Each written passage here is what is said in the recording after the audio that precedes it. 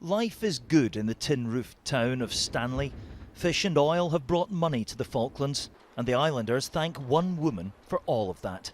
You won't hear a bad word said about Margaret Thatcher here. Perhaps the only British community where she doesn't divide opinion. She did us huge, massive favour. To me, I think she's our hero. She is somebody that will always be remembered here.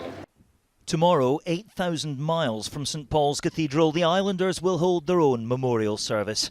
Despite the tiny population, they're planning for a crowd. You cannot begin to understand the Falkland Islands, and rightly so, unless you appreciate the deep gratitude, the respect and the affection that Falkland Islanders have for Baroness Thatcher. Sending troops to fight for these islands was a massive gamble for Margaret Thatcher. She ignored the warnings of allies and colleagues and put her career on the line.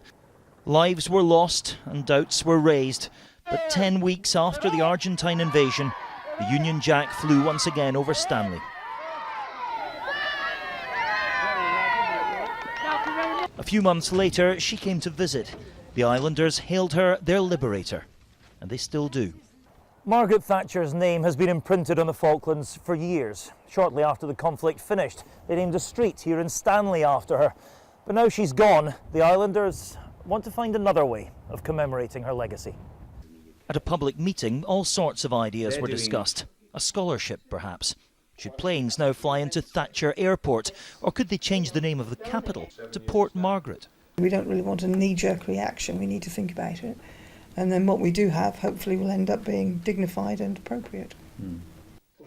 The Falklands resident historian has spent decades chronicling life here. You took this? I took this, yes. He says whatever tribute is paid, the islanders will never forget Margaret Thatcher.